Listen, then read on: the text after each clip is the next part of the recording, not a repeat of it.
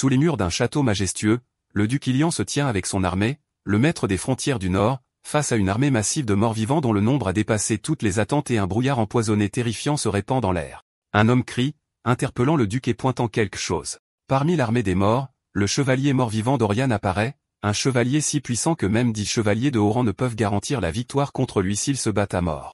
L'un des hommes suggère au duc de se retirer et de se préparer à un siège, insistant sur le fait que la victoire est impossible avec leurs forces actuelles. Le duc rejette l'idée de se retirer, expliquant que le mur nord est déjà tombé, et si la porte de la ville tombe également, la nation sera finie.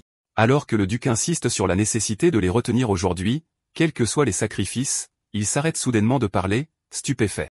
Soudain, une personne inconnue se précipite à une vitesse incroyable vers l'armée ennemie, et le duc s'interroge sur son identité. Il est révélé que cette personne est Lord Urien Rock du Marquisat Sud de Rock. Quelqu'un le reconnaît comme celui qui se bat avec des dagues. Le doute se répand parmi les hommes quant à sa capacité à affronter Dorian avec des dagues, croyant qu'il est impossible de le tuer. Orion attaque le chevalier, Dorian, et le corps de Dorian commence à fondre au milieu de l'étonnement de tous se demandant comment cela se produit.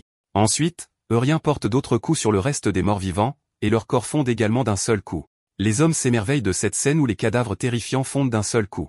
L'un d'eux se demande si Orion est un saint envoyé du ciel, ce à quoi un autre répond sarcastiquement de ne pas le faire rire. En réalité, Orion n'était pas un saint. Il utilisait la bataille à son avantage. Des messages du système apparaissent devant lui, indiquant qu'il a gagné de l'expérience et augmenté le niveau de la technique de la montagne d'os de feu, un poison qui peut dissoudre la moelle des morts vivants, et que la technique d'absorption de 10 000 poisons a absorbé le poison, augmentant l'expérience des 4 arts de poison céleste. Orion se déclare qu'il prendra tout ce qui est utile pour son corps. Les événements remontent à 6 mois dans le temps où Orion se réveille dans une pièce luxueuse se demandant où il est. Une femme s'adresse à lui en disant « Vous êtes-vous réveillé, jeune maître ?» Orion la regarde avec étonnement, admirant sa beauté, mais il remarque ses vêtements étranges et l'épée à sa taille.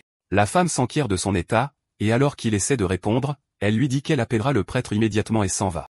Il essaie de l'arrêter pour demander quelque chose, mais elle est déjà partie. Après le départ de la femme, le jeune homme est resté seul, se demandant où il était. Mais quand il a regardé son corps dans le miroir, il a été très choqué. Il a crié de surprise devant sa nouvelle apparence, se demandant où était passé son corps d'origine, celui d'un homme mûr et attirant, et comment il s'était transformé en cette forme potelée et enfantine. Il ne pouvait pas le comprendre et pensait qu'il était peut-être dans un rêve, pensant que s'il se rendormait, il pourrait se réveiller de ce cauchemar. À ce moment-là, un homme est entré et s'est adressé à lui en tant que jeune maître, et il semblait que c'était le prêtre. Une autre personne a suivi l'homme, un homme âgé avec une présence imposante et intimidante. En plus du prêtre, il a saisi la main du jeune homme. L'homme imposant a grondé avec colère le jeune homme, le qualifiant de honte à l'honneur de la famille et lui demandant s'il avait enfin décidé de se réveiller. Le jeune homme s'interrogeait sur l'identité de cet homme effrayant. Alors que le prêtre essayait de calmer son maître, suggérant de reporter la punition puisque le jeune maître venait de se réveiller, l'homme imposant a cessé à contre-cœur de gronder le jeune homme après avoir été convaincu par les paroles du prêtre. Après que le prêtre ait examiné le jeune homme, il a dit à l'homme imposant que son esprit semblait stable et que la plupart de ses blessures avaient guéri, exprimant son soulagement. Mais l'homme imposant s'est moqué du mot soulagement et a crié qu'il aurait préféré que le jeune homme meure, puis l'a accusé d'avoir agressé sa fiancée et l'a traité de monstre. Il a continué à le réprimander, lui rappelant qu'il avait eu 19 ans et qu'il était temps de grandir. Il a souligné que son jeune frère avait déjà éveillé son aura, alors que lui, le fils aîné, grossissait de jour en jour. Le jeune homme était déconcerté par le terme aura, qu'il ne comprenait pas. L'homme imposant lui a ordonné d'aller directement voir sa fiancée et de s'excuser correctement dès qu'il se serait rétabli. Lorsque le jeune homme a demandé qui elle était, l'homme a crié qu'elle était sa fiancée, Aelia, l'avertissant qu'il serait fini si elle ne lui pardonnait pas. Sous la menace, le jeune homme a répondu d'une voix tremblante en signe d'accord.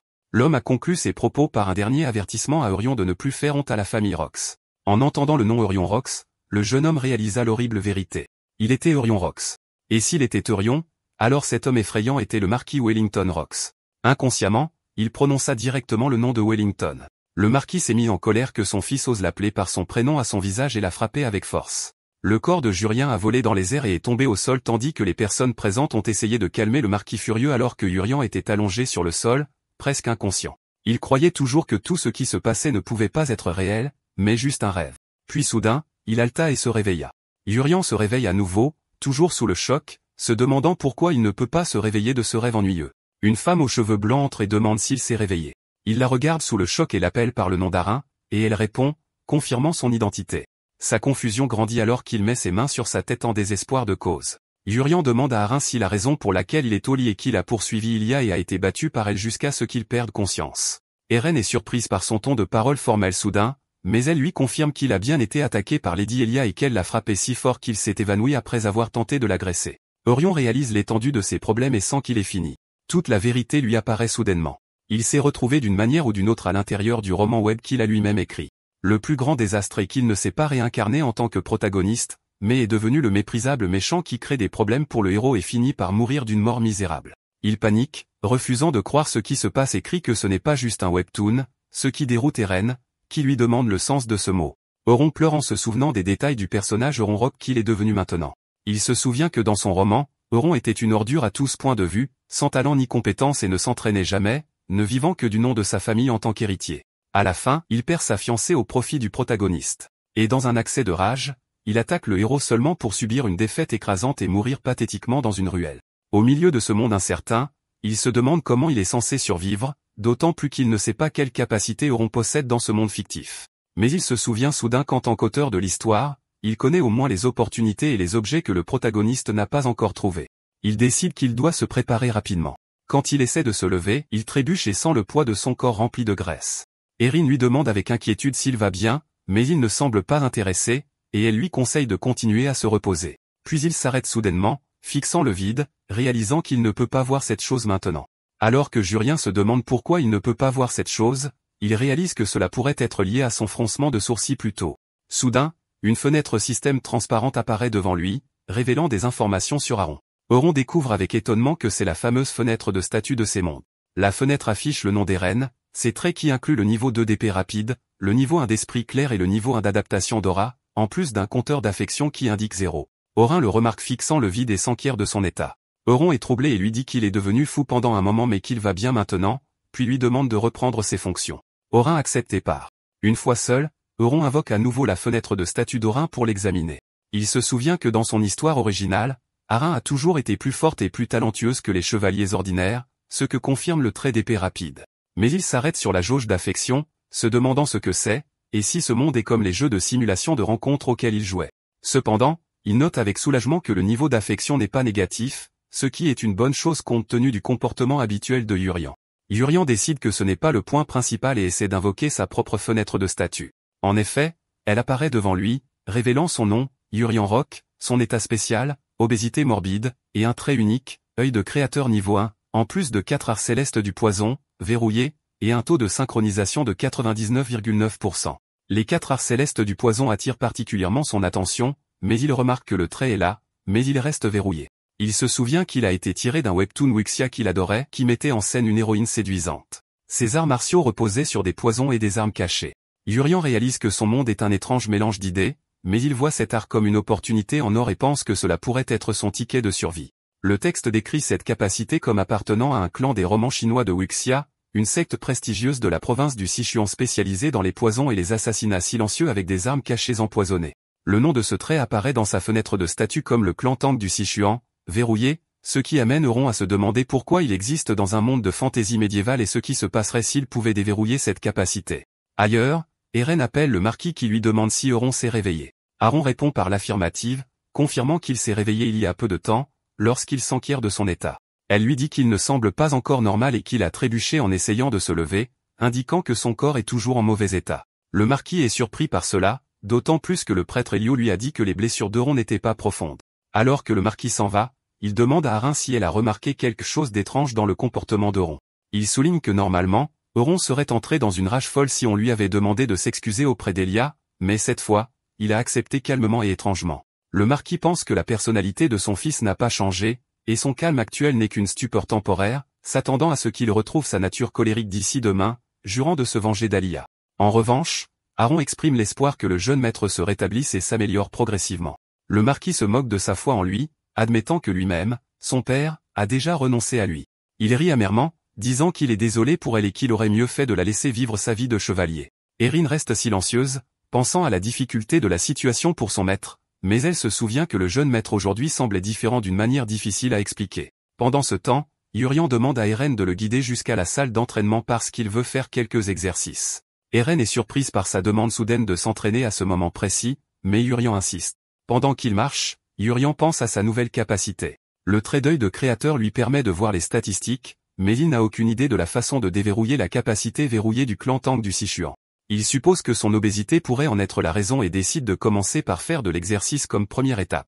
Yurian se sent épuisé juste en marchant dans le vaste jardin du palais qui est de la taille de plusieurs terrains de jeu.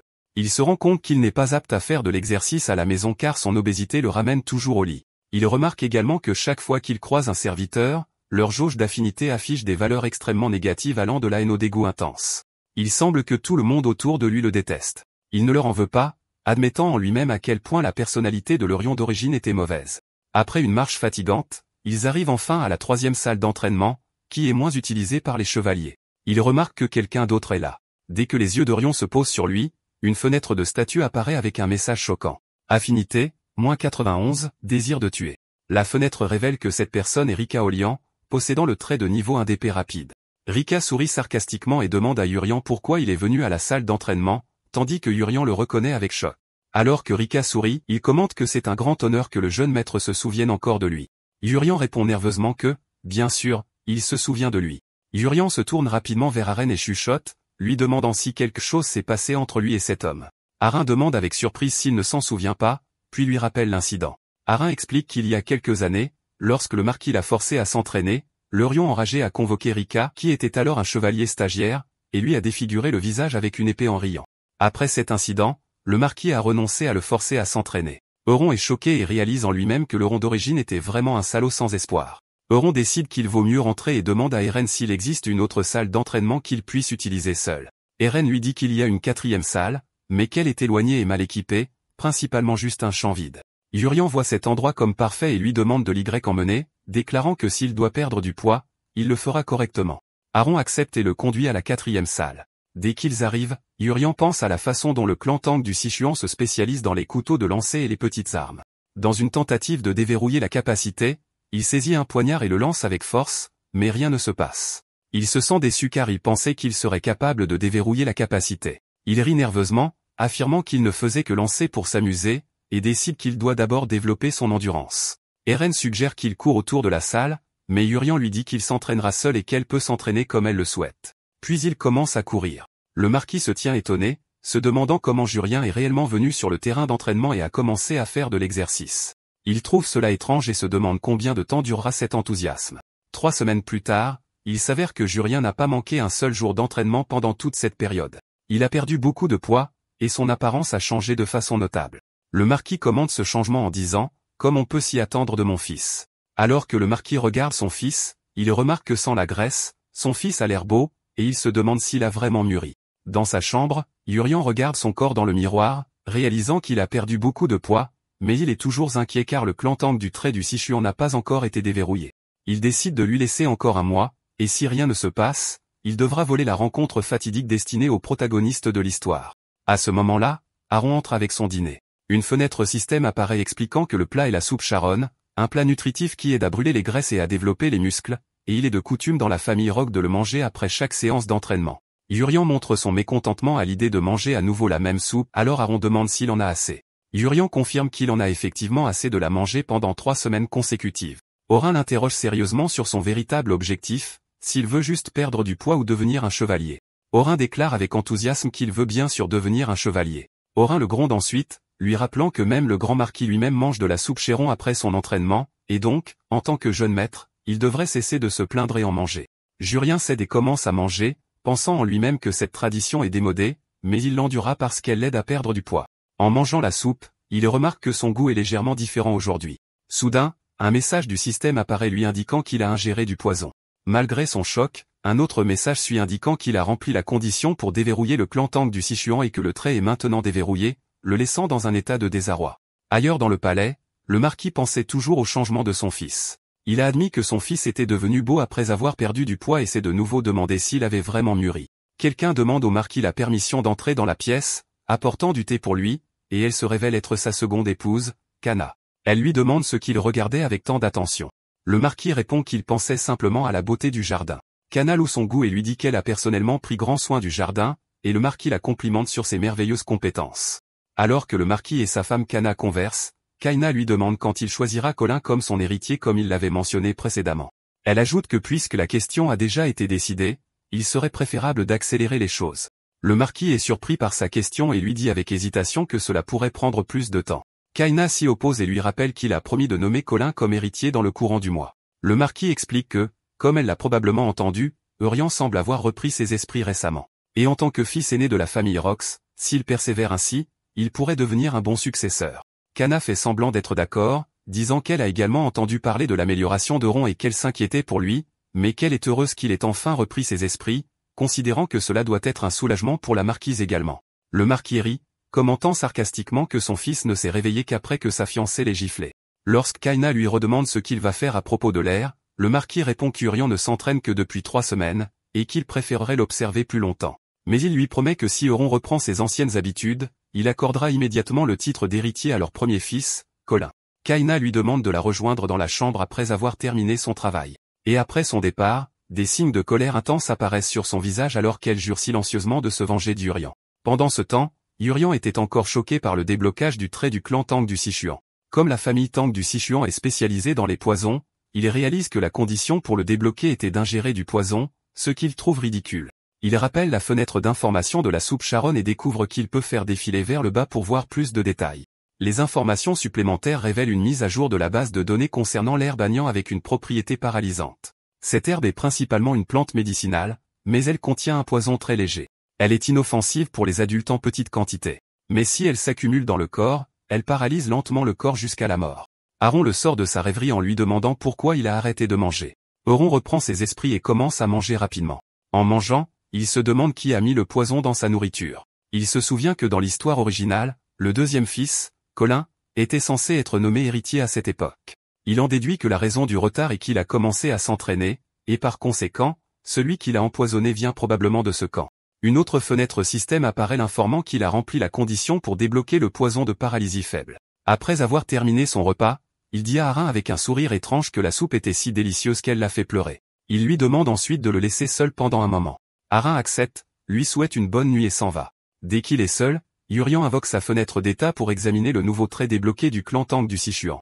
Sa fenêtre d'état mise à jour apparaît, indiquant son état comme étant en surpoids, légèrement empoisonné et souffrant de légères douleurs musculaires. En plus de ses traits et de son taux de synchronisation, il découvre qu'il peut se concentrer sur une partie spécifique de l'interface, comme dans les jeux de réalité virtuelle, pour afficher des détails supplémentaires. Lorsqu'il se concentre sur le trait du clan Tang du Sichuan, il se divise en 3 catégories, les poisons, les armes cachées et les arts martiaux, qui sont tous verrouillés. Il décide de commencer par examiner d'abord la catégorie des poisons. Une longue liste de poisons disponibles apparaît, tels que le poison de paralysie faible, le sérum de vérité et la fumée tueuse d'âme, tous verrouillés et nécessitant que les poisons de niveau inférieur soient déverrouillés en premier. Lorsqu'il fait défiler jusqu'à la fin de la liste, il constate que le dernier poison disponible est le cachet absolu de niveau 30. Il se rend compte que le système est basé sur le déverrouillage progressif des compétences par niveau. Pour déverrouiller le poison le plus simple, le poison de paralysie faible, il découvre qu'il a d'abord besoin d'une technique interne. Il trouve cela logique car le clan Tang utilise l'énergie interne pour contrôler les poisons. Il passe ensuite à l'examen de la catégorie des arts martiaux à la recherche d'une technique interne. Une liste de techniques internes de base disponibles pour la sélection apparaît, y compris les arts du poison noir, les arts de l'aiguille du tonnerre et l'énergie des 10 000 poisons divins avec un avertissement qu'il ne peut choisir qu'une seule technique interne. En tant que fan d'histoire de Wuxia, il trouve le choix facile. Il se souvient que les arts du poison noir se concentrent sur les poisons. Les arts de l'aiguille du tonnerre se concentrent sur les armes cachées. Alors que l'énergie des 10 000 poisons divins, bien qu'elle prenne plus de temps à maîtriser, permet d'atteindre la maîtrise à la fois des poisons et des armes cachées. Il choisit la dernière option, estimant que plus est mieux, comme c'est toujours le cas avec les protagonistes des histoires de Wuxia. Dès qu'il choisit l'énergie des 10 000 poisons divins, il sent que les incantations de la technique ont été gravées dans son esprit. Il décide immédiatement d'essayer de faire circuler l'énergie, alors il enlève sa chemise et s'assoit dans une posture méditative. Il sent un flux étrange dans tout son corps et réalise qu'il s'agit du chi ou de l'énergie vitale. Il commence à le guider à travers les bonnes voies énergétiques dans son corps, puis le stocke dans son centre énergétique d'Antian pour construire son pouvoir interne. Il passe toute la nuit à s'entraîner jusqu'au matin et découvre avec étonnement que les romans d'arts martiaux ne mentaient pas sur la possibilité de s'entraîner toute la nuit sans dormir. Il trouve que c'est tout à fait vrai. Et de plus, il ne se sent pas fatigué du tout. Au contraire, il sent que tout son corps est rempli d'énergie. Il découvre également qu'il peut maintenant sentir le flux de QI autour de lui au point de pouvoir dire combien d'oiseaux sont à l'extérieur de sa fenêtre sans même regarder. Il sent l'énergie chaude et solide dans son dantian et découvre qu'il peut maintenant ouvrir la fenêtre d'état simplement en dirigeant le chi vers sa tête sans avoir besoin d'un miroir, et la fenêtre montre que son énergie des 10 000 poisons divins est au niveau 1, une étoile à 10%. Après avoir passé la nuit en méditation, Jorian sent une aura familière devant sa porte. Eren entre à ce moment-là pour le réveiller et remarque que son lit n'a pas été touché, concluant qu'il n'a pas dormi de toute la nuit. Jurian lui a confirmé qu'il n'a pas encore dormi. Elle lui suggère de se reposer et de sauter l'entraînement d'aujourd'hui, mais Jurian refuse avec enthousiasme, insistant sur le fait qu'il se sent excellent et qu'il doit s'entraîner. Eren accepte à contre-cœur et décide de préparer d'abord le petit déjeuner pour lui. Après avoir fermé la porte derrière elle, elle se demande quand le jeune maître a commencé à gagner du muscle. Plus tard dans le terrain d'entraînement, Jurian saisit l'un des poignards. Il est soudainement surpris par l'apparition d'un réticule devant ses yeux, semblable à ceux des jeux vidéo de tir à la première personne. Il décide de viser précisément la cible et lance le poignard avec force. Le poignard atteint la cible avec précision. Erin a été surprise quand elle l'a vu atteindre la cible du premier coup. Une fenêtre système apparaît annonçant le déverrouillage de la catégorie des armes cachées du clan Tang du Sichuan. Une Eren choquée lui demande ce qu'il vient de faire. Jurian répond qu'il ne sait pas non plus, affirmant que les résultats de son entraînement au cours du mois dernier commencent à se faire sentir. Jurian regarde l'Eren stupéfaite, remarquant que c'est la première fois qu'il la voit aussi agitée. Il décide d'essayer à nouveau, pensant que lorsqu'il lance, il sent une énergie interne ardente jaillir du bas de son estomac. Il lance à nouveau le poignard, cette fois avec plus de force et de vitesse. Le poignard pénètre la cible et la brise complètement. Eren a été extrêmement choquée quand elle a vu qu'il avait non seulement atteint la cible avec précision, mais qu'il l'avait complètement détruite. Euron réalise qu'avoir ce réticule est fondamentalement une triche. Il se souvient que dans sa vie antérieure, il était doué pour les jeux de tir, à tel point qu'il a même remporté un tournoi local dans un cybercafé dans un jeu appelé Attaque de bataille. Alors qu'Eren se tient stupéfaite, se demandant ce qui se passe, Euron lui demande si elle sent quelque chose émaner de lui. Eren répond qu'elle ne peut rien dire de spécial, sauf qu'il a beaucoup perdu de poids depuis hier. Elle confirme que bien qu'il ait régulièrement perdu du poids grâce à son entraînement quotidien et à sa consommation de soupe Sharon, le changement en lui aujourd'hui était particulièrement visible. Jurian est surprise par sa réponse et réalise qu'elle ne peut pas sentir le flux d'énergie interne dans son corps. Il en conclut que dans ce monde, il est le seul à pouvoir utiliser l'énergie interne, et personne d'autre ne peut la détecter, ce qui signifie qu'il a acquis un pouvoir incroyable et unique. Jurian décide de continuer l'entraînement et lance d'autres poignards avec une précision extrême. Cette fois, il a lancé un poignard qui a percé le poignard déjà coincé dans la cible, ce qui impressionne Arin, qui couvre sa bouche de choc. Elle demande à essayer de lancer une fois elle-même. Arin lance le poignard, mais il manque complètement la cible. Jurian rit, soulignant qu'il a enfin trouvé quelque chose qu'elle ne peut pas faire, ce qui l'agace. À ce moment, une fenêtre système apparaît devant Jurian, annonçant l'achèvement de la mémoire de Sachin Donga et le déverrouillage de la compétence de frappe directe. La fenêtre explique que cette compétence lui permet de lancer avec plus de force et de vitesse, pas seulement avec les armes dont il se souvient, mais avec tout le reste comme des pierres, du bois ou des épées de fer. Jurian comme si c'était son arme précieuse. Alors qu'Eren essayait encore de comprendre pourquoi elle avait échoué, Eren ramasse une épée en bois cassé pour tester sa nouvelle compétence. Il lui demande de reculer un peu. Eren a été surprise quand elle l'a vu tenir une épée cassée, ne réalisant pas ce qu'il avait l'intention d'en faire. Alors Euron sent un énorme flux d'énergie interne de son dentian à ses bras et lance l'épée en bois. L'épée cassée vole avec une force immense et perce le centre de la cible, la brisant. Eren est abasourdi et crie, demandant à propos de ce pouvoir et ce qui se passe. Euron répond avec une fausse modestie qu'il n'est pas sûr, et peut-être que c'est la puissance de la pratique. Eren rejette cette explication, réalisant que ce qu'elle a vu était impossible. À ce moment-là, Euron s'adresse à elle sérieusement, disant qu'il sait qu'elle rend compte de ses affaires à son père, le marquis. Cette admission la surprend, alors il lui demande une faveur, qui est de garder cette affaire secrète pour le moment. Il explique qu'il teste actuellement plusieurs choses et qu'il lui expliquera tout lui-même plus tard, lui demandant d'attendre jusque-là. Arin accepte sa demande. Une fois la journée d'entraînement terminée, Euron regarde l'un des chefs nommé Perrault partir. Euron utilise la capacité de l'œil du créateur pour l'examiner, et une fenêtre d'état apparaît révélant que Perrault a les traits touchés empoisonnés niveau 1 et mouvement agile niveau 1, et son niveau d'affinité avec lui est neutre. Euron réalise que le trait de toucher empoisonné est ce qui permet à Perrault de mettre du poison dans la nourriture et confirme que c'est lui qui l'a empoisonné. Euron décide qu'il est temps pour son vrai test. Il concentre son énergie et libère le poison paralysant qu'il a récemment appris. Sur Perrault à distance, Perrault est immédiatement empoisonné et tombe au sol. Incapable de bouger, Euron célèbre son succès et remarque un minuteur apparaissant au-dessus de Perrault, indiquant que l'effet de paralysie durera 1 heure. Urien porte Perrault paralysé et le déplace dans une ruelle isolée. Alors que Perrault commence progressivement à reprendre conscience, Urien commence à l'interroger. Il lui demande s'il sait qui il est, le menace, et lui dit que s'il veut vivre, il doit répondre honnêtement. Il lui demande directement si c'est lui qui a mis le poison dans sa soupe puisque Perrault ne peut pas parler. Urien met en place un système simple pour répondre. Cligner une fois pour oui et 2 fois pour non. Après que Perrault ait confirmé sa compréhension avec un seul clignement d'yeux, Yurian répète sa question de savoir si c'est lui qui a empoisonné la soupe, et Perrault cligne une fois, admettant sa culpabilité. Yurian continue son interrogatoire, demandant si le poison utilisé était de l'herbe de Hanyang, et Perrault confirme cela avec un autre clignement d'yeux. Alors Euron lui pose la question la plus importante à savoir qui lui a ordonné de l'empoisonner, et était-ce Marcianès Kaina qui lui a ordonné de le faire? Euron est surpris lorsque Perrault cligne 2 fois, niant l'implication de Kana.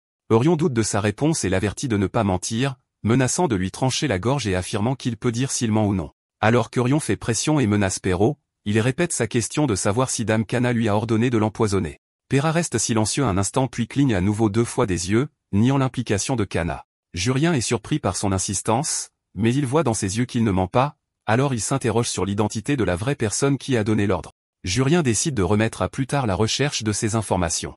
Après cela, Jurien sort quelque chose et force Perrault à le manger. Il lui dit que ce qu'il a mangé est du poison paralysant et qu'il n'a qu'un mois à vivre. Il l'avertit que s'il ne prend pas l'antidote en sa possession dans ce mois, tous ses organes internes se dissoudront. Avec cela, il le force à suivre ses ordres à partir de maintenant et lui demande s'il a compris le sens de ses mots, ce à quoi Perrault acquiesce avec un clignement d'yeux craintif.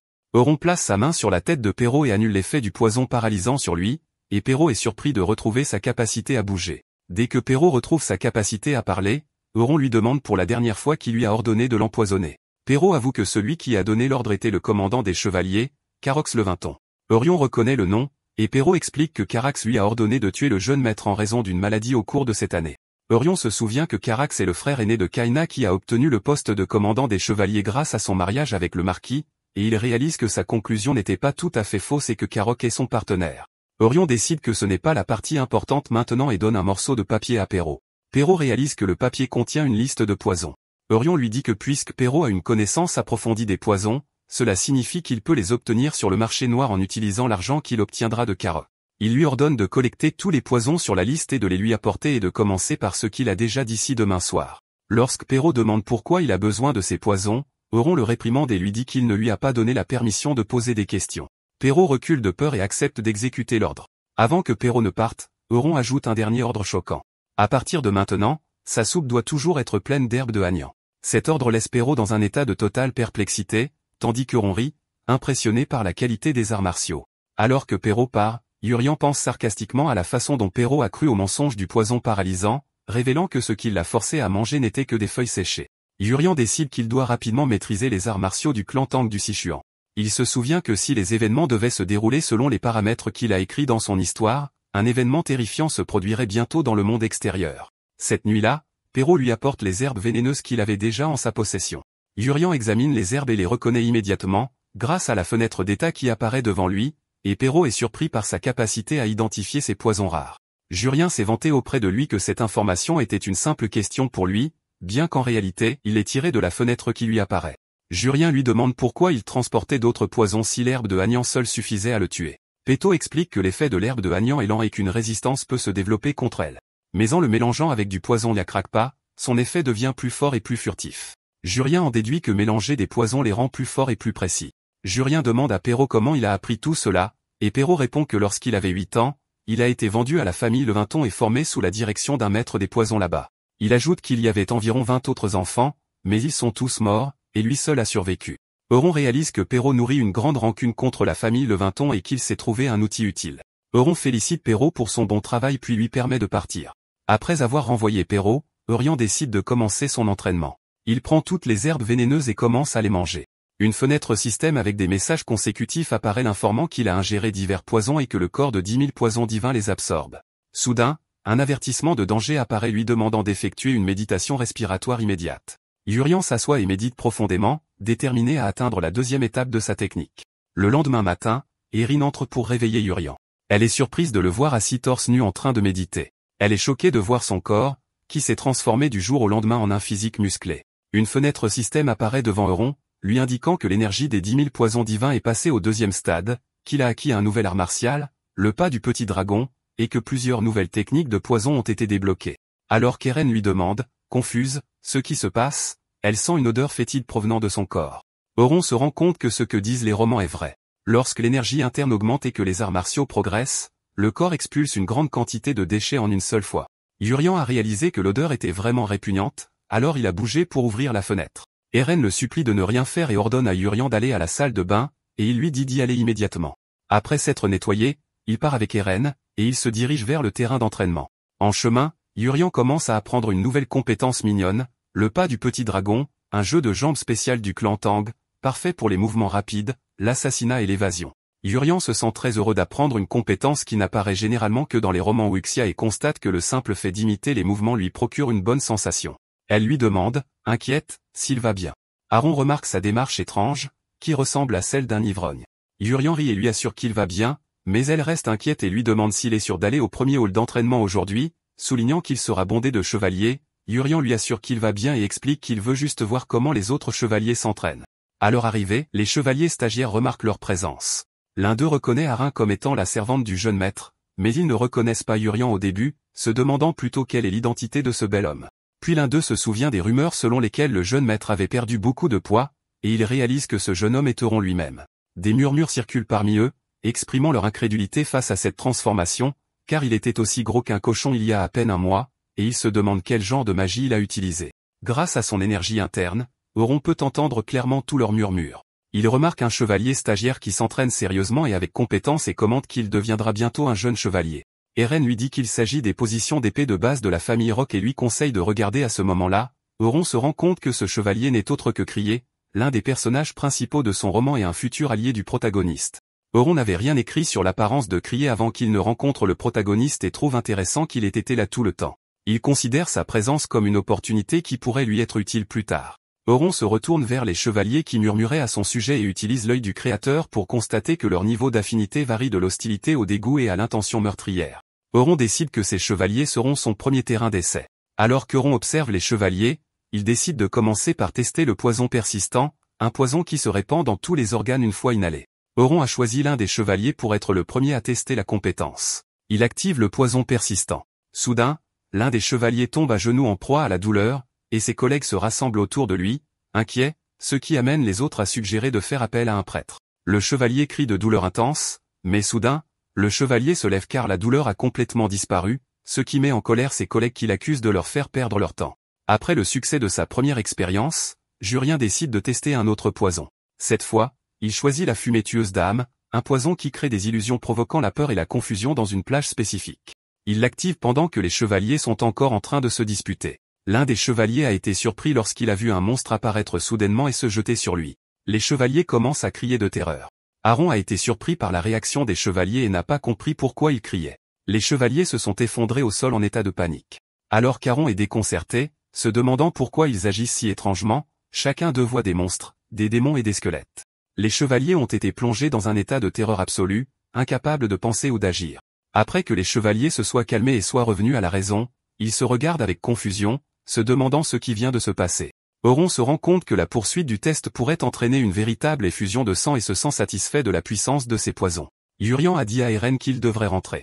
Il dit à Eren que l'endroit est devenu trop bruyant, et qu'il préférerait aller au 4e hall d'entraînement. Sur le chemin du retour, une servante les appelle et lui dit qu'il a un visiteur. La servante l'informe que Dame Ilia Marcus est venue le voir. Pendant ce temps, Ilia l'attend à l'intérieur, déterminée à rompre leurs fiançailles pour de bon cette fois-ci.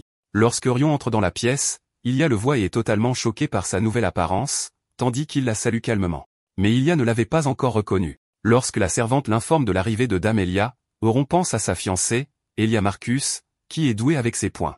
Il se souvient qu'à cette époque dans l'histoire originale, Elia a commencé à exiger l'annulation de leurs fiançailles, mais le Yuri original a continué à refuser. Yuri soupire car il n'avait pas d'autre choix que de l'affronter. Quand il la rencontre, Elia est tellement choquée par sa nouvelle apparence qu'elle ne le reconnaît pas et lui demande qui il est. Yuri lui dit calmement que c'est lui, ce qui la rend encore plus confuse. Elle lui dit qu'elle a entendu une rumeur selon laquelle il avait perdu du poids en s'entraînant, mais qu'elle pensait que c'était faux. Elle se demande comment il a pu autant changer en moins de 2 mois. Elia répond simplement qu'il a travaillé dur, et Elia est surprise par sa réponse. Il explique qu'après avoir été battu par elle, il a beaucoup réfléchi et a décidé de changer. Ilia doute de ses intentions, pensant qu'il essaie peut-être de se battre pour se venger, ce que Urian nie avec véhémence. Puis, étonnamment, il s'agenouille devant elle, exprimant sa gratitude. Il lui dit que grâce à elle, il a pu reprendre ses esprits, et il s'excuse sincèrement pour ce qui s'est passé à l'époque. Il ajoute que si elle souhaite rompre les fiançailles à cause de cet incident, il acceptera sa décision. Alia, complètement désemparée, lui demande qui il est vraiment, ce à quoi il répond, Urian Rock, l'ancien scélérat. Eurion s'est excusé abondamment auprès d'elle, et Alia a été stupéfaite par son changement. Eurion se dit que, bien que ce qui s'est passé ne soit pas de sa faute, mais de la faute du propriétaire du corps original, il y a une raison qui le pousse à demander pardon de cette manière. Euron utilise l'œil du créateur et voit la fenêtre d'état d'Alia, qui révèle ses traits, sa beauté renversante de royaume et sa reine de l'épée, et son niveau de préférence pour lui est de -16, la haine. Euron se rend compte qu'Alia n'est pas seulement une héroïne ordinaire. Le trait de reine de l'épée la rend de plus en plus forte.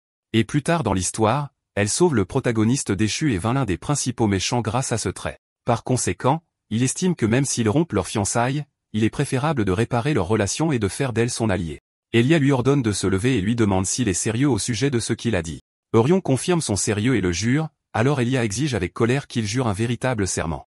Alors qu'Elia le met sous pression avec son aura suffocante, Eurion pense que cette scène lui semble familière. Elia l'a menacé que sa vie à partir de maintenant ne serait plus la même. Et s'il rompait son serment, elle n'hésiterait pas à l'éliminer elle-même. Il se souvient qu'il s'agit du même dialogue qu'Elia a tenu au protagoniste du roman original, pas à Euron. Sous la pression intense, Euron décide d'utiliser sa technique interne, l'énergie des 10 000 poisons divins, pour résister facilement à l'aura d'Alia. Alia est très surprise lorsqu'elle sent que son aura a été repoussée et se demande comment cela a pu arriver. Yurian trouve l'occasion parfaite pour jurer qu'il ne reviendra pas à ses anciennes habitudes. Après s'être calmé, Elia lui dit timidement qu'elle va le surveiller et l'avertit que s'il commet une autre erreur, les fiançailles seront rompues sans condition. Puis elle s'en va. Yurian a été surpris de constater qu'Alia n'avait pas l'intention de rompre les fiançailles. Après son départ, elle rencontre la marquise, qui lui demande si elle a pris sa décision concernant les fiançailles. Elle lui dit qu'elle a décidé de ne pas les rompre. Le marquis a été surpris par cette réponse. Lorsqu'il lui en demande la raison, Elia admet qu'elle ne la comprend pas tout à fait elle-même. Elle explique qu'elle a entendu une rumeur concernant son changement et qu'elle voulait le constater par elle-même, se demandant s'il était redevenu la personne gentille et faible qu'il était dans son enfance. Mais elle a constaté qu'il était une personne complètement différente, c'est pourquoi elle a décidé de lui faire confiance cette fois-ci. Le marquis lui a demandé si elle était sûre de ce qu'elle disait, et elle a répondu par l'affirmative. Elle ajoute que s'il redevient un vaurien, elle le battra à mort de ses propres mains. Le marquis rit joyeusement, admirant sa forte personnalité, et lui demande de prendre soin d'Euron. Elia refuse l'offre du marquis de rester quelques jours, expliquant qu'elle a dit à son père qu'elle venait rompre les fiançailles, donc la situation serait délicate. Le marquis lui demande de voir Jurien avant son départ, mais elle refuse à nouveau, disant qu'il s'entraîne et qu'elle ne veut pas le déranger. Plus tard, le marquis convoque Jurien. Il plaisante d'abord avec lui, faisant semblant de ne pas le connaître. Jurien est devenu anxieux, craignant que son père n'ait découvert la vérité. Puis il rit et lui dit qu'il est fier des efforts considérables qu'il a déployés. Le marquis lui demande s'il sait pourquoi il a été convoqué, et Jurien répond qu'il pense qu'il est temps de commencer sa formation de chevalier. Le marquis est surpris par l'intelligence de son fils et lui dit qu'il est temps d'apprendre les arts de l'escrime de la famille Rox, mais Jurien lui dit qu'il a autre chose dont il aimerait discuter. Le marquis est choqué lorsque Jurien lui dit qu'il veut apprendre les arts du lancer au lieu de l'escrime. Jurien a fermement confirmé sa décision. Le marquis refuse catégoriquement. Décrivant les arts du lancer comme une astuce bon marché utilisée par les voleurs, il ajoute qu'une compétence primitive comme le lancer de poignard ne pourrait même pas percer l'armure d'un chevalier, encore moins les écailles d'un monstre de bas niveau comme un burak. À ce moment-là, Jurien propose un pari. Qu'il puisse ou non chasser un burak en utilisant un poignard, le marquis qualifie l'obstination de son fils d'inutile, affirmant que la lame d'un guerrier a besoin d'une aura pour détruire les écailles d'un burak et que même s'il s'entraînait aux arts du lancer pendant 100 ans, il ne serait jamais capable de les percer. Jurien insiste sur le pari, soulignant que le marquis gagnerait sûrement dans ce cas, il devrait donc accepter le pari. Le marquis accepte finalement, y voyant une opportunité de briser l'obstination de son fils. Ils conviennent des termes du pari. Si Jurien réussit à chasser le burak, il l'entraînera lui-même à partir de maintenant. Mais s'il échoue, il suivra la volonté du marquis. Jurien est ravi et décide de se préparer pour le test pratique du lendemain. Jurien se demandait combien de tentatives il lui faudrait pour percer les écailles de borax. Il prévoit de manger des herbes toxiques cachées cette nuit-là pour élever le niveau de son énergie des 10 000 poisons divins à la 3e étoile. Aaron vient plus tard le voir avec un message de la marquise, fixant l'heure du test à 12 heures dans la première salle d'entraînement.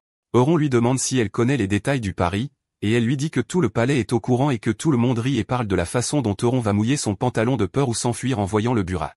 Elle lui dit qu'il est toujours l'ennemi public aux yeux de tous. Il lui demande si ces personnes viendront regarder, et elle confirme que la salle sera bondée parce que le marquis n'a pas interdit la présence. Jurien s'est énervé, marmonnant pour lui-même que ce qu'il voyait s'était déjà transformé en une scène spectaculaire. Jurien demande son avis, et elle répond qu'elle croit que demain sera son jour. Cette nuit-là, Jurien atteint la 3e étoile dans sa technique. Le jour du pari, la salle d'entraînement était remplie de monde. Le marquis demande à Jurien s'il est prêt. Jurien remarque le grand nombre de participants, et le marquis affirme qu'il a seulement informé son mage personnel et que la nouvelle s'est répandue d'une manière ou d'une autre. Il l'avertit de ne pas se ridiculiser devant tout le monde. Après cela, un aîné commence le rituel d'invocation. Euron regarde, fasciné, car c'est la première fois qu'il voit de la magie en personne. Soudain, un énorme monstre a déchiré l'endroit, soulevant un épais nuage de poussière entrecoupé d'une aura saturée de charges électriques. Ce qui est encore plus surprenant pour lui, c'est qu'il va voir le monstre qu'il a lui-même créé en tant qu'auteur de ses propres yeux. Le monstre Burak apparaît, un monstre océanique mesurant 150 cm de haut. La foule panique devant son apparence grotesque, mais Urien le regarde avec curiosité. Il se souvient avoir créé ce monstre à la hâte en mangeant des sashimi dans un restaurant lorsqu'il était à court d'idées. Il pense que sans ses bras et ses jambes, il aurait pu avoir l'air un peu mignon. Soudain, le Burak attaque, et la foule crie, mais le marquis empêche les chevaliers d'intervenir. Urien a grommelé que le monstre l'avait pris en embuscade sans aucun avertissement préalable. Urien remarque que le monstre n'est pas très rapide et décide de tester d'abord la dureté de ses écailles. Quand il se concentre, un nouveau réticule apparaît devant lui, indiquant le point faible du monstre. Il décide d'essayer de le viser. Il lance son poignard avec une extrême précision vers le point faible. Le monstre a été touché par le poignard et a sauté de l'intensité de la douleur. Le monstre meurt instantanément. Urien est surpris qu'il l'ait achevé d'un seul coup. Un silence stupéfait tombe sur la salle, puis la foule éclate en applaudissements, déclarant que le jeune maître a réussi à chasser le Burak et que ce qu'il a fait était absolument incroyable. Jurien se tient victorieux alors que tout le monde crie son nom. Dans un état d'incrédulité, le marquis demande à Jurien comment il a fait cela. Jurien répond simplement qu'il a bien visé et touché la cible. Le marquis refuse d'accepter le résultat. Considérant qu'il est illogique qu'un Burak meure d'un seul poignard, Eurion profite de la présence de la foule et laisse entendre à haute voix que le grand marquis ne reviendrait sûrement pas sur sa parole. Le commandant des chevaliers essaie de sauver la situation, soulignant que le poignard de Jurien a atterri précisément sous le bras du Burak où il n'y avait pas d'écaille, et que ce qui s'est passé n'était que de la chance. Le marquis insiste pour refaire le pari, mais Jurien refuse. Le marquis propose alors d'ajouter une nouvelle promesse au pari. Si Jurien gagne à nouveau, il lui accordera un vœu, quel qu'il soit. Mais si Eurion perd, il doit apprendre l'escrime comme prévu initialement. Le marquis ajoute que l'adversaire cette fois ne sera pas un Burak, mais un chevalier. Il demande à Eurion s'il accepte le pari, et Eurion accepte. Euron voit cela comme une opportunité, surtout lorsqu'il remarque que le commandant des chevaliers, Karok, est dans le public et pense que cela pourrait être une chance de briser la fierté de Karok. Mais il renonce à cette idée, réalisant qu'il serait peut-être préférable de le laisser tranquille pour l'instant afin de s'assurer qu'il continue à recevoir son approvisionnement en poison par l'intermédiaire de Perrault. Euron dit au marquis qu'il comprend qu'affronter un chevalier officiel serait trop difficile pour lui et suggère plutôt qu'il affronte un chevalier stagiaire pour rendre le duel équitable. Euron est surpris lorsqu'il réalise qu'il est arrivé au point d'affronter un chevalier stagiaire. Il demande ensuite au marquis de lui permettre de choisir le chevalier lui-même. Lorsque le marquis lui demande son choix, Euron annonce qu'il choisira Crier. Crier est convoqué, et il s'avance respectueusement. Le marquis lui confie une mission. Crier, avec tout son courage, accepte toutes les missions que le marquis lui confie. Le marquis lui a dit que sa mission est d'affronter ce garçon et de corriger ses mauvaises habitudes. Crier est choqué par cet ordre. Le marquis a remarqué l'inquiétude de Crier et lui a demandé s'il pouvait mener à bien la mission, mais il accepte de l'exécuter après l'insistance du marquis. Urien rassure Crier et lui dit de ne pas trop s'inquiéter. Alors que Urien et Crier se préparent pour le duel, Urien annonce qu'il ne lancera que 3 dagues. Et si Crier peut toutes les bloquer, il se considérera comme le perdant. Cette annonce met en colère le marquis qui y voit de l'arrogance et exhorte Crier à lui donner une leçon. Le public partage l'enthousiasme du marquis, acclamant Crier et le menaçant de ne pas avoir de nourriture ou de punition s'il perd. Au milieu du tumulte, Euron entend une voix de femme lui souhaiter bonne chance, ce qui lui plaît. Lorsque le duel commence, Eurion se prépare à lancer la première dague. Il utilise l'œil du créateur pour examiner son adversaire, mais est surpris de voir de nombreuses marques de ciblage sur le corps de Creed. Contrairement au monstre Burak, qui n'en avait qu'une, il se rend compte que cibler l'un de ses points entraînerait la mort de Creed, ce qu'il ne souhaite pas. Par conséquent, il décide de viser directement l'épée de Creed. Euron lance la première dague avec une force immense, et lorsqu'elle entre en collision avec l'épée de Creed, Creed est repoussé de plusieurs pas, et un bruit sourd comme un canon se fait entendre. Le marquis est choqué et est resté debout à sa place, stupéfait par l'énorme puissance qui émanait d'une dague ordinaire. Crier tremblait du choc de la dague qui a frappé son épée, y faisant même une fissure. Eurian dit à Crier que cette frappe n'était qu'un avertissement de ne pas se montrer complaisant dans sa défense. Il se prépare ensuite pour le deuxième lancer, annonçant que cette fois, il lancera de toutes ses forces. Urien est confiant que Creed, en tant que personnage principal, ne mourra pas de ce coup. Urien utilise la technique de frappe directe et lance la deuxième dague. Creed réalisa que la puissance de la dague était immense, et malgré sa tentative de la bloquer, l'épée de Crier se brise à l'impact. Au milieu de l'étonnement des spectateurs et de la marquise, il est jeté au sol à genoux, mettant fin au duel en laissant tomber son épée au milieu de la perplexité de la marquise. Après la défaite de Crier, le marquis demande à parler en privé avec Euron, mais Crier intervient, objectant que le pari n'est pas encore terminé, et qu'il reste encore une dague. Le marquis tente de mettre fin au duel, mais Euron décide de demander directement à Crier. Euron demande à Crier de relever la tête et lui demande s'il acceptera ce résultat non concluant. Crier ne trouva aucun moyen de répondre car il se sentait incapable d'affronter Euron, lui rappelant que ce qui fait un chevalier, c'est d'atteindre un résultat final, qu'il s'agisse d'une victoire ou d'une défaite. En lui demandant s'il allait abandonner ainsi, Crier retrouve sa détermination et demande une nouvelle épée, déclarant qu'il ne se retirera pas de cette manière. Soudain, Crier réveille son aura à l'étonnement des personnes présentes. Euron se rend compte que cela correspond parfaitement à l'histoire qu'il a écrite, où le trait de berserker de Crier se manifeste lorsqu'il atteint sa limite absolue.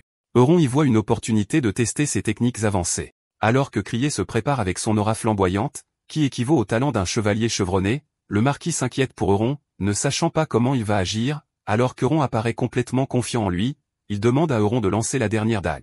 Euron, à son tour, se prépare et lance la dague en utilisant la technique de la montagne incurvée, une technique qui fait tourner la dague selon une trajectoire imprévisible. Crier et le marquis sont surpris par cette technique. Crier se sent en colère parce qu'il pensait qu'Eurion se moquait de lui. Crier a balancé son épée de toutes ses forces vers la dague, mais la dague a changé de direction dans l'air et a évité le coup de son épée. Crier a été surpris que la dague se soit incrustée dans son épaule, lui causant une douleur intense pour laquelle il n'arrêtait pas de crier. Le public est confus, croyant que le lancer était lent et que Creed réagit de manière excessive.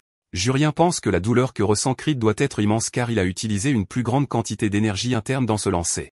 Avant que le duel ne puisse continuer, le marquis intervient, disant à Euron qu'il a gagné le pari et que leur conversation aura lieu plus tard. Après le duel, Euron s'approche de Creed, qui souffre encore, et pose sa main sur lui en utilisant la technique d'absorption d'énergie interne pour soulager sa douleur. La douleur disparaît soudainement, et Crier remercie Euron chaleureusement et s'excuse auprès de lui.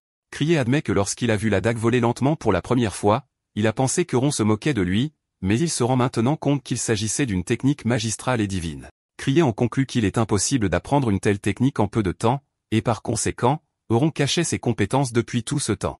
Creed continue de développer sa théorie, se demandant s'il existe une organisation secrète ciblant la famille du marquis et qu'Euron cachait son pouvoir jusqu'à présent dans le cadre d'un grand sacrifice pour protéger la famille. Euron est stupéfait par l'imagination débordante de Creed et se rend compte que sa personnalité penche vers l'amour des théories du complot. Creed offre ses services à Euron, s'engageant à l'aider à combattre toute organisation secrète à l'avenir. À ce moment-là, Euron remarque que le niveau d'affinité de Creed est passé à 26, favorable. Euron n'a pas essayé de corriger les mots de Creed, se contentant de lui dire au revoir en lui disant qu'il le reverrait plus tard. Après que Creed soit parti, criant qu'il allait répandre la vérité selon laquelle le jeune maître n'a jamais été un voyou, Euron décide que c'est une bonne idée de se rapprocher de Creed, qui deviendra plus tard un chevalier extrêmement puissant. Arin a fait l'éloge de sa performance, encourageant Euron qu'il s'était bien débrouillé dans la bataille.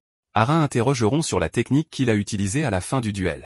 Euron lui dit que c'est une nouvelle technique et lui demande son avis à ce sujet. Arin répond qu'elle a mené un duel virtuel dans sa tête, et si elle avait affronté cette technique pour la première fois sans la voir, elle aurait été vaincue. Mais maintenant, elle est capable de la bloquer.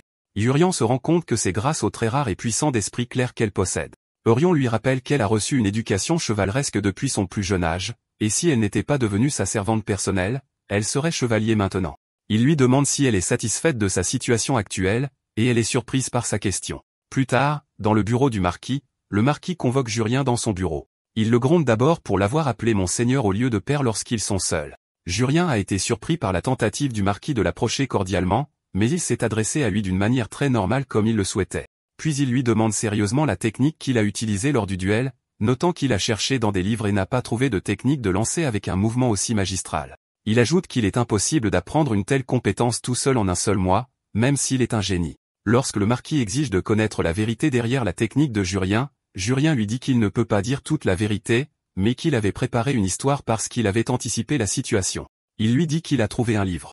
Jurien explique qu'il cherchait dans la bibliothèque supérieure de la famille des méthodes d'entraînement efficaces lorsqu'il est tombé sur un livre qui traînait sur le sol. Cela a fait tomber un autre livre de l'étagère supérieure, et ce livre était sans titre mais avait d'étranges gravures dessus. Sans réfléchir, il l'ouvrit, et une lumière en émana, et quelque chose fut absorbé dans sa tête. Après cela, le livre a disparu. Le marquis en conclut avec étonnement que ce livre était un grimoire.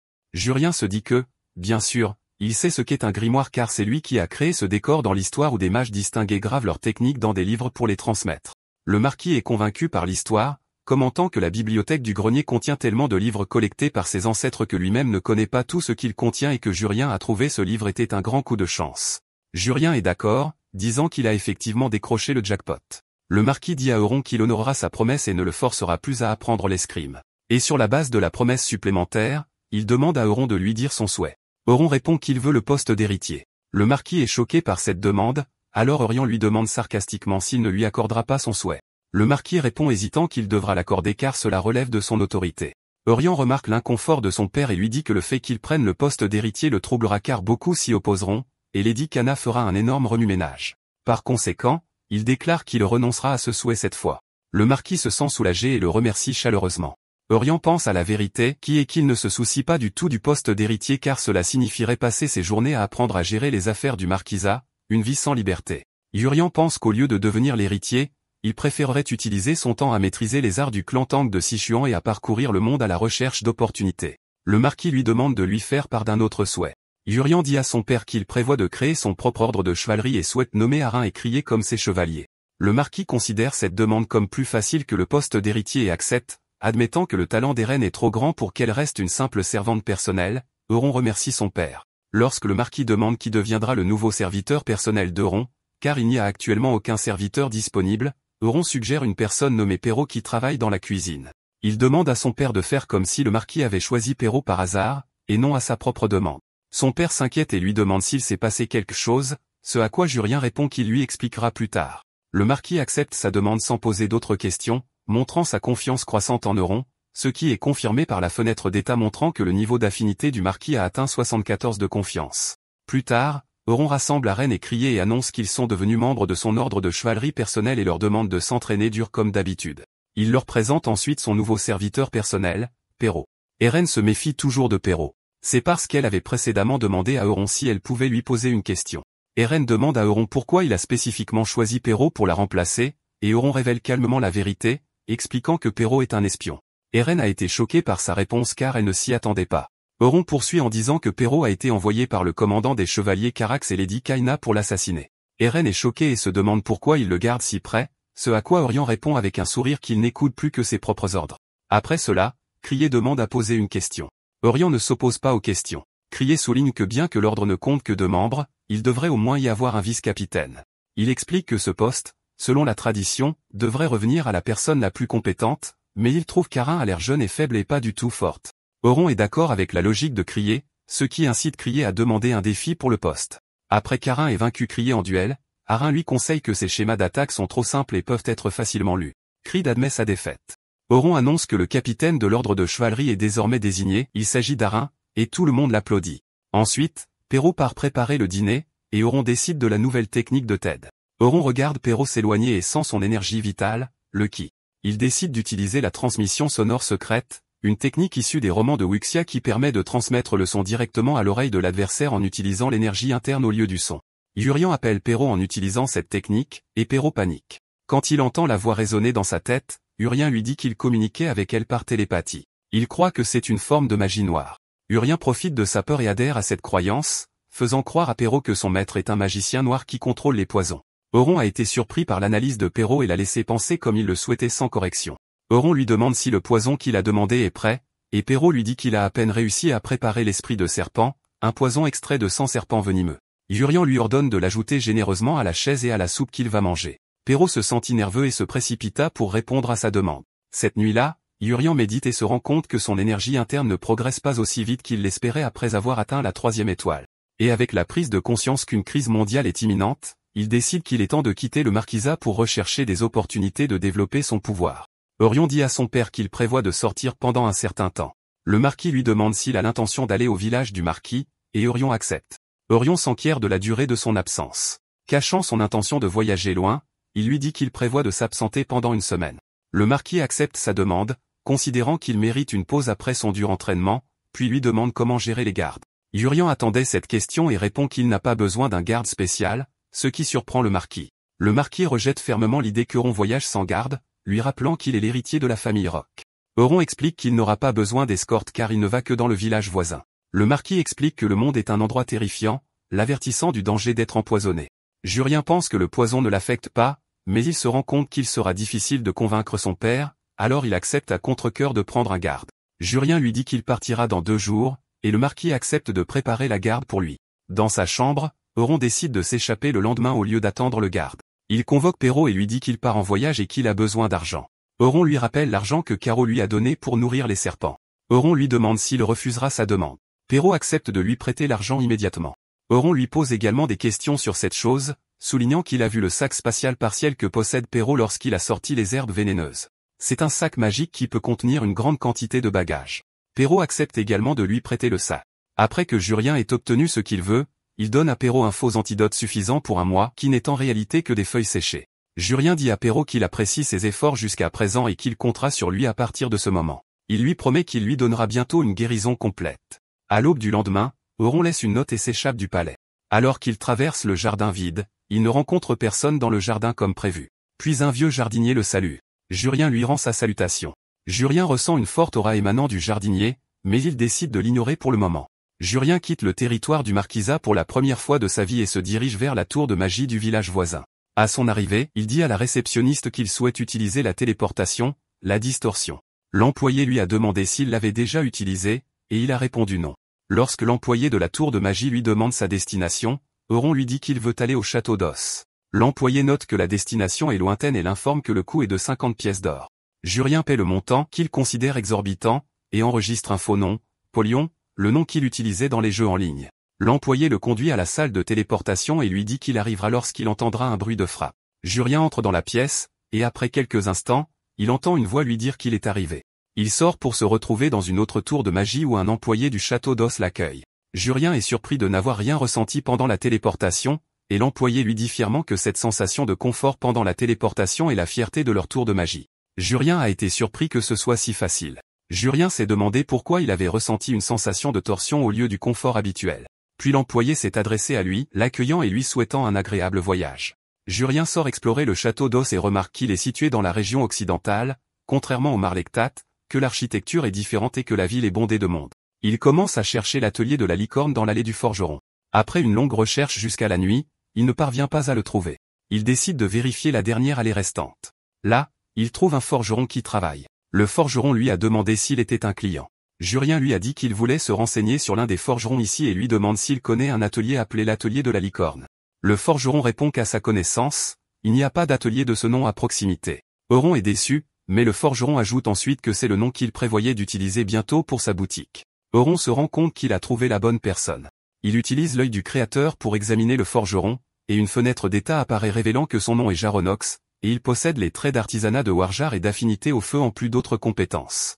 Eurion demande à Jaronox s'il peut jeter un coup d'œil aux armes qu'il vend, et le forgeron accepte et l'accueille à l'intérieur. Lorsque Jurien entre dans l'atelier du forgeron, il interroge Jaronox sur son activité. Jaronox admet que les affaires ne sont pas bonnes. Sa boutique est située dans un coin isolé, et ses compétences ne sont pas les meilleures. Il ajoute que les clients qui viennent jettent un coup d'œil et repartent ensuite, et il ne sait pas combien de temps il peut continuer ainsi. Eurion jette un coup d'œil aux armes exposées et se rend compte qu'elles ne sont pas ordinaires du tout. En utilisant l'œil du créateur, il voit des informations sur les épées. Les 3 épées d'esprit du vent sont bénies par l'esprit du vent sylphe et augmentent la vitesse d'attaque, le mouvement et l'agilité. Il y a aussi la grande épée d'esprit de la flamme bénie par l'esprit du feu salamandre, qui augmente la force, l'endurance et la durabilité. Euron demande à Jaronox s'il les a fabriquées. Jaronox le confirme, mais les décrit comme des échecs. Il explique que les épées sont devenues étrangement lourdes après avoir été fabriquées au point que même les personnes fortes peuvent à peine les soulever, c'est pourquoi personne ne les achète. Euron pense en lui-même que ce n'est pas un échec, mais que les épées n'ont pas encore trouvé une personne digne qui puisse faire ressortir leur véritable pouvoir. Euron décide d'acheter les épées, pensant qu'elles seraient parfaites pour Aron écrier. Mais il se rend compte que ce ne sont pas les trésors qu'il recherche vraiment. Il demande à Jaronox s'il a des armes gravement rouillées. Jaronox est surpris par la demande mais lui montre un tas de ferraille qu'il prévoyait de vendre comme bois de chauffage. Euron examine les armes, pensant que les choses se passent exactement comme il l'avait prévu dans son histoire, et trouve ce qu'il cherche.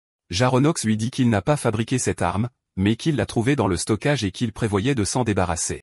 Euron décide de prendre aussi cette arme. Jaronox lui offre tout pour seulement 2 pièces d'or. Euron pense que c'est une aubaine car la valeur réelle de cette arme dépasse 200 pièces d'or. Euron change son plan. Euron se rend compte que ce qui l'intéresse vraiment, ce ne sont pas les armes, mais le forgeron lui-même. Il propose à Jaronox, qui souffre de difficultés financières, de fermer son atelier et de travailler pour lui comme son forgeron privé. Jaronox est surpris par cette offre soudaine. Le forgeron a dit à Euron qu'il n'avait pas ignoré la possibilité de fermer, mais il ne s'attendait pas à ce que cela se produise.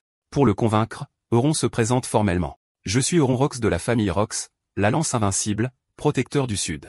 Jaronox est choqué quand il se rend compte qu'il parle à un membre de la famille du marquis Rox. Après qu'Euron ait révélé son identité, Jaronox s'agenouille devant lui en lui demandant pardon car il n'avait jamais imaginé qu'une personne de sa stature visiterait son humble atelier. Euron est surpris par sa réaction et lui demande de se lever, mais Jaronox insiste pour rester ainsi et demander ce qu'il veut. Alors Urien accepte à contre-cœur. Jaronox demande pourquoi quelqu'un comme Urien voudrait embaucher un pauvre forgeron comme lui, et Urien répond que c'est à cause de son talent spécial. Jaronox nie avoir du talent, disant qu'il se fait gronder par son maître tous les jours. Jürgen réalisa que son entraînement n'était pas seulement strict. C'était l'incarnation de la rigueur. Jürgen explique qu'il a visité de nombreux ateliers de forgerons aujourd'hui, mais l'arme de Jaronox s'est démarquée des autres en raison de la sincérité évidente dans leur fabrication. Il loue la précision de son travail, notamment dans l'enveloppement des poignées d'épée, ce qui est important pour empêcher l'arme de glisser. Euron lui dit qu'il croit qu'il réveillera un talent spécial un jour. Euron se demanda, « Je viens d'inventer ça sur place. Est-ce que ça va marcher ?» Jaronox est ému par ses paroles et accepte de le suivre, mais il note qu'Urien est complètement différent des rumeurs qu'il a entendues à son sujet, qui le décrivent comme un délinquant. Urien décide de lui montrer quelque chose d'intéressant. Il prend le poignard rouillé qu'il a acheté et prononce le mot éveillé. Le poignard se transforme en une arme légendaire brillante appelée Agnès, le vestige de nombreuses formes. Jaronox est surpris tandis qu'Euron pense que cette arme, l'épée d'Ego légendaire, était censée être obtenue par le protagoniste original du roman. Une fenêtre système apparaît demandant à Euron s'il veut continuer et conclure un contrat spirituel avec Agnès, et il accepte. Après un éclair de lumière, Euron entend une voix en colère dans sa tête se demandant qui il est et comment il ose conclure un contrat avec elle. Euron est surpris que la voix ne soit pas celle d'une jolie fille comme il l'a écrit dans son histoire, mais d'une voix impolie.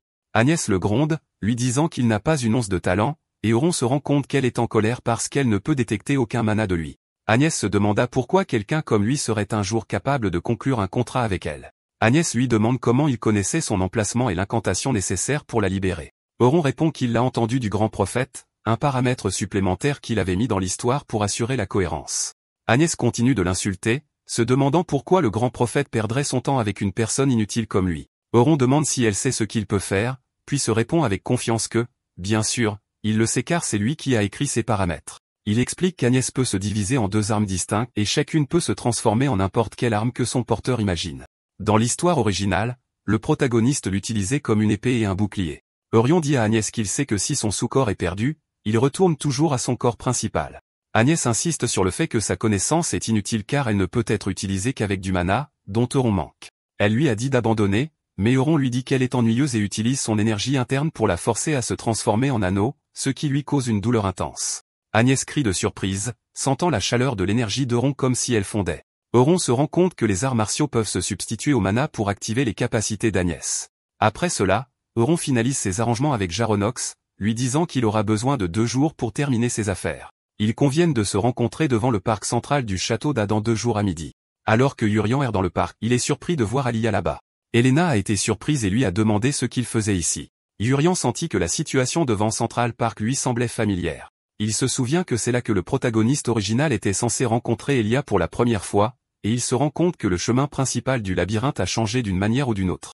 Elia lui demande avec colère ce qu'il fait ici. Urien répond qu'il est venu chercher un forgeron. Elia est surprise, soulignant que la famille Rock a beaucoup de forgerons. Urien explique qu'il voulait embaucher sa propre personne. Elia lui dit que s'il lui avait dit avant, elle aurait pu l'aider, mais il la rassure en disant qu'il a déjà trouvé une bonne personne. À ce moment, Garanox arrive à l'heure. Le forgeron s'excuse auprès d'Euron d'être en retard et de l'avoir fait attendre. Euron présente Elia à Garanox, la présentant comme sa fiancée. Un autre chevalier les interrompt, demandant à son chef d'escouade, Ilia, à qui elle parle, notant qu'ils partiront bientôt. Ilia présente Euron au chevalier nommé Masque comme son fiancé, Euron Rox. Rox est choqué quand il voit Euron pour la première fois. Masque est surpris de voir un jeune maître de la famille Rox dans un endroit comme celui-ci et se présente comme Masque Malone, chef de la 5e escouade des chevaliers Stylamer qui servent la famille Marcus. Eurien se dit qu'il connaît bien Masque car c'est un personnage secondaire avec une mauvaise attitude qu'il a écrit dans son roman. Urien se souvient de la façon dont les événements étaient censés se dérouler dans l'histoire originale. Une personne masquée intercepte Masque et ses chevaliers, puis le protagoniste s'avance et défie Masque. Alors qu'Urien se souvient avec anxiété des événements de l'histoire originale où un combat était censé éclater entre le protagoniste et Masque, et Alia arriverait juste à temps pour les empêcher de commencer leur relation. Plus important encore, après cet incident, le protagoniste accompagne Elia au combat et la sauve d'une mort certaine. Euron se rend compte qu'il ne peut pas simplement trouver le protagoniste et le ramener dans la scène, et il décide qu'il ne peut pas laisser Elia mourir. Euron demande à Elia sa destination. Elle lui dit que les signalements de raids de gobelins près du château d'Azio ont augmenté, et son ordre de chevalerie a reçu l'ordre de reconnaître la zone et de les maîtriser. Euron demande une faveur à Elia qui est de lui permettre de se joindre à eux. Elia est surprise par sa demande et lui demande pourquoi. Euron répond qu'en tant que personne qui s'entraîne également, il veut faire l'expérience d'un vrai combat et voir ses compétences de près. Elia l'avertit que cela pourrait être dangereux, mais il la rassure en lui disant qu'il est doué pour s'enfuir. Elia accepte sa demande et ordonne à Sir Masque de fournir un cheval pour lui et Jaronox. Masque objecte disant qu'ils ne sont pas en pique-nique et ne peuvent pas être négligents, surtout qu'Euron et Jaronox n'ont aucune trace de mana. Masque ajoute qu'ils n'ont ni le devoir ni la capacité de les protéger. Elia lui ordonne sévèrement de suivre les ordres sans un mot de plus. Masque s'y conforme, et Elia lui murmure qu'il aurait dû devenir le chef d'escouade s'il pensait que c'était injuste. Avant de partir, Elia demande à Euron de rester près d'elle car il est en danger, et Euron ordonne à Garanox de s'accrocher à lui fermement.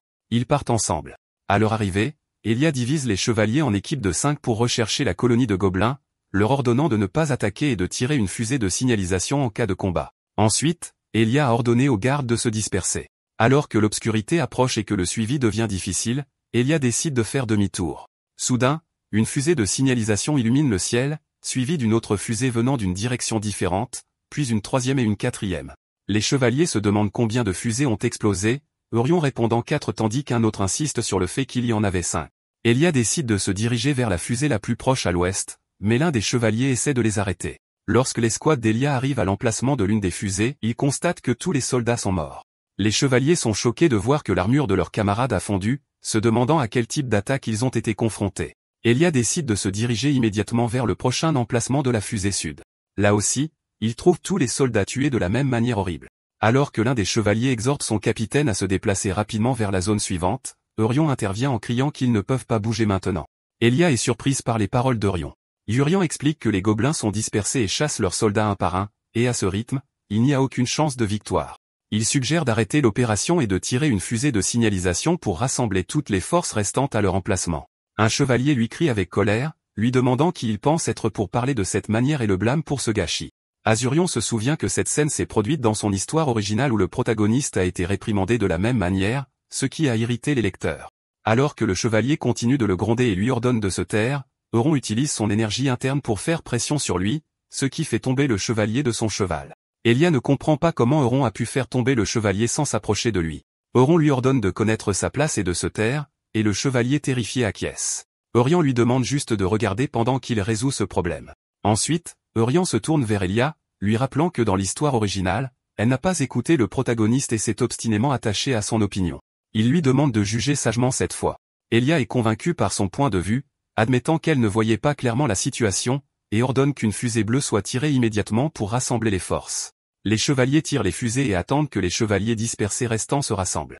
Jaranox admire la capacité d'Euron à faire bouger tout le monde comme il le souhaite et lui demande s'il est sûr qu'un plus grand nombre de soldats se rassembleront à nouveau. Mais Urian lui dit que la plupart des soldats ne pourront probablement pas les atteindre. Jaranox devient nerveux quand il comprend ce qu'il entend par ces mots. Urian explique qu'un ennemi nommé Karuda les a déjà achevés. Le vrai combat commence.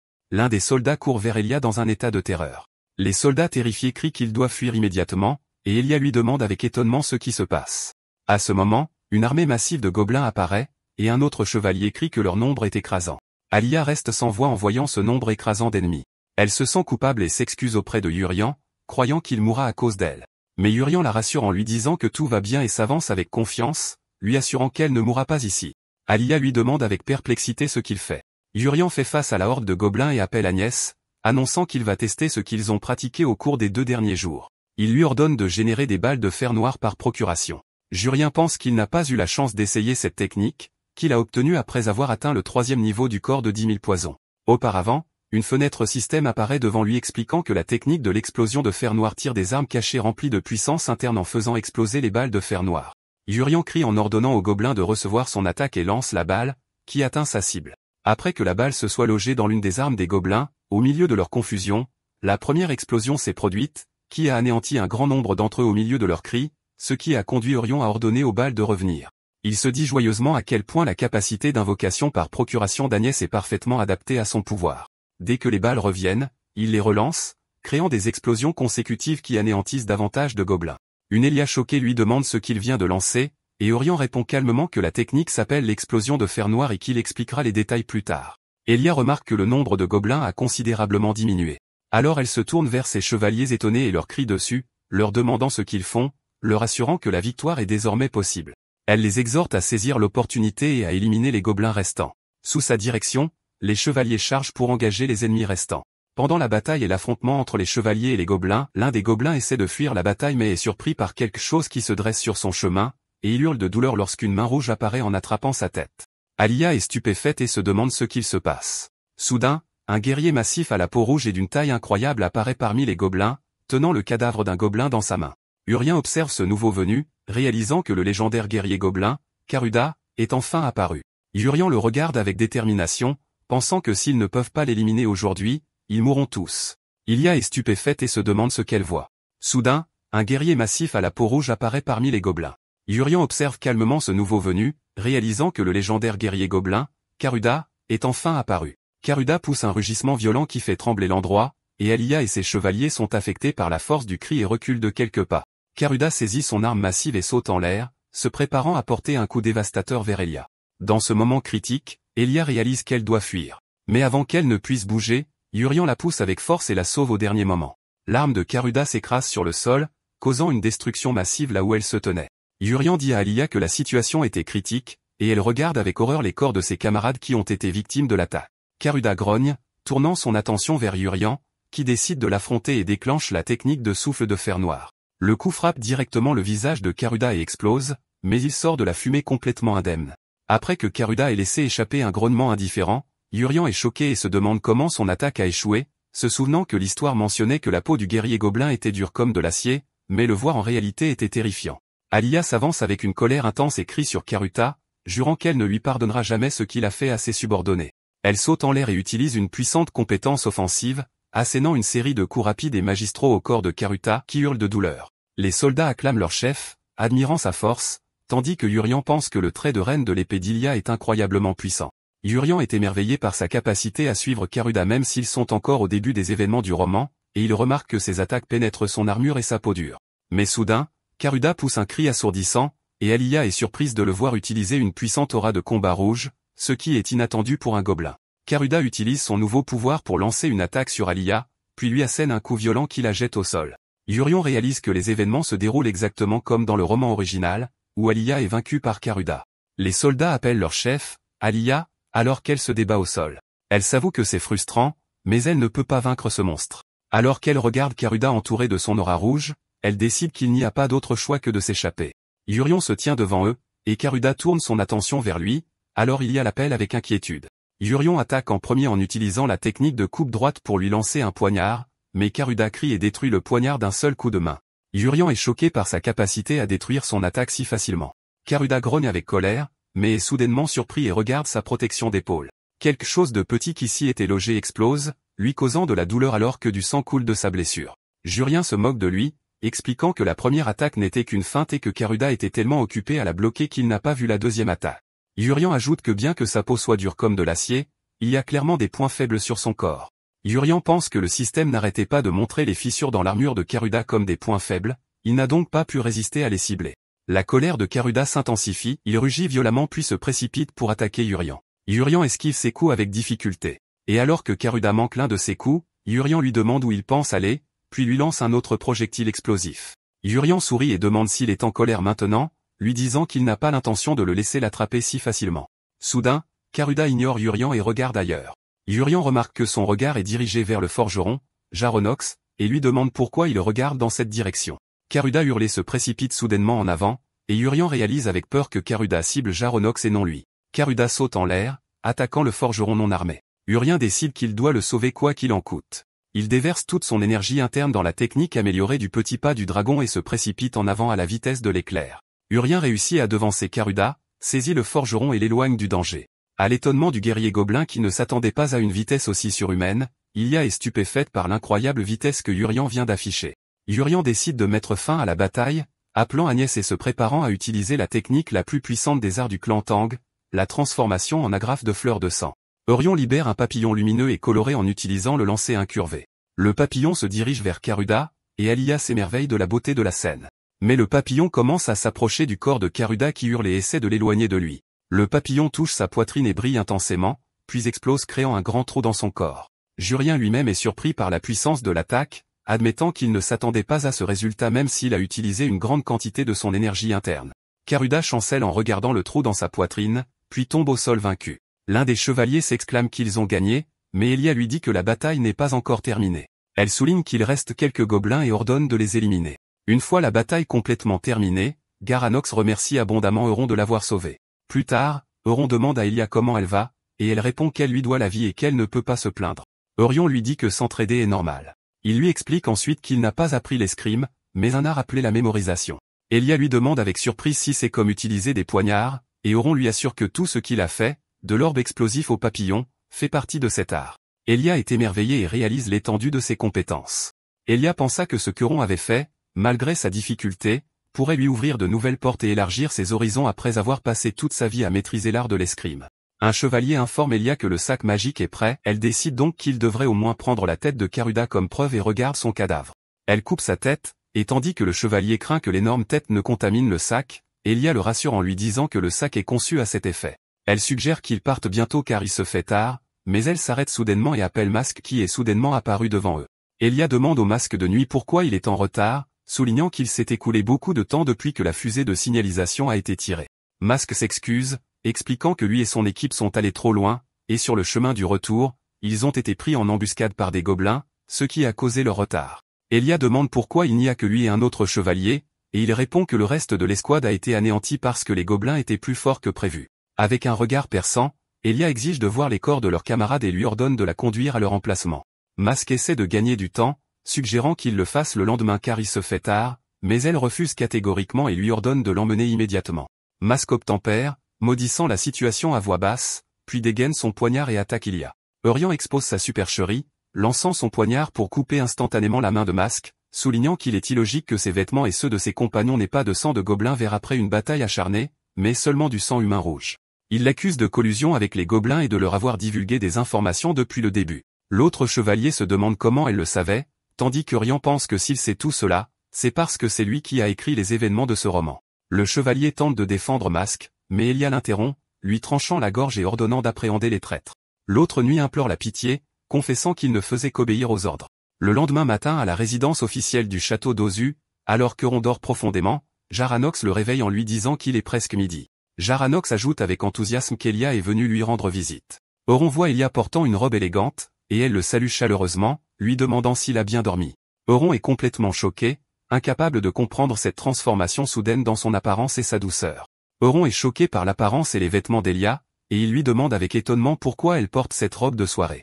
Alors Elia l'invite à aller avec elle chez elle, expliquant que son père lui a ordonné de l'amener avec elle quoi qu'il arrive, et lui demande s'il viendra. Euron accepte immédiatement, pensant que la description d'elle comme la plus belle femme du monde était exacte. Il se souvient également que dans le roman original, l'histoire progresse avec le protagoniste sauvant Elia puis rencontrant le marquis Marcus. Elia lui dit qu'elle l'attendra dehors et lui demande de se préparer et de sortir. En y pensant, il remarque que le niveau d'affinité entre lui et Elia est passé à 45, favorable, et il se demande comment le fait de l'avoir aidé une fois a pu autant l'augmenter. Après qu'Euron se soit préparé, lui et Garanox sortent pour rencontrer Elia. Il lui demande si elle a attendu longtemps, et elle leur dit qu'il est temps d'y aller. Alors qu'ils marchent, la foule acclame avec admiration en voyant Elia, la qualifiant de Nidus au sang de fer. Il la félicite d'avoir affronté seul le champion gobelin et applaudissent pour sa vie. Euron se souvient que ce titre honorifique lui a été donné parce qu'elle n'a pas reculé même lorsqu'elle était en danger de mort aux mains du champion gobelin, tout comme dans le roman. Puis l'attention de la foule se porte sur la personne à côté d'elle, et ils crient le nom, Seigneur Euron, le mage de fer, exprimant leur admiration pour sa beauté et le remerciant. Euron est surpris par le titre de mage de fer et réalise que ces titres proviennent des témoignages des soldats survivants. Ils ont dû le voir utiliser les arts du fer noir et ont pensé qu'il était un mage qui utilisait le fer. Elia appelle Euron et le remercie encore d'avoir été sauvé 2 fois. Il répond humblement que ce qu'il a fait est quelque chose que n'importe qui d'autre aurait fait. Elle lui dit ensuite que ce matin, elle a emmené les soldats et est retournée dans la forêt pour récupérer les corps de leurs camarades sur le champ de bataille horrible. Tristement, elle décrit comment voir les corps horribles de leurs soldats dispersés dans toute la forêt lui a fait réaliser que s'ils n'avaient pas été là hier, elle aurait subi le même sort. Avec un regard déterminé, elle déclare qu'elle s'entraînera encore plus dur pour devenir plus forte et se tenir au-dessus de tous les autres, jurant qu'elle ne sera plus jamais vaincue. Euron réalisa que c'était le moment où elle éveillerait son véritable talent et deviendrait une force digne du titre de reine de l'épée. Un des mages explique que la maison de la famille Marcus n'est pas loin du château d'Os, mais Elia dit à Euron que son père a convoqué les mages de la famille afin qu'ils puissent rentrer confortablement en utilisant la magie de la téléportation. Elia dit aux mages qu'ils sont prêts. Les mages commencent à lancer le sort, et dans un éclair de lumière, Euron et Garanox se retrouvent dans un endroit complètement différent. L'air choqué, Elia leur dit qu'ils sont arrivés à leur domaine et les invite à s'avancer. Euron se sent un peu étourdi par la téléportation, réalisant que la sensation de vertige mentionnée par les tours de magie est réelle. Jaronox regarde autour de lui avec admiration et demande à Euron si sa propre résidence est aussi grandiose, tandis qu'Euron pense qu'il sera enfin invité à un repas.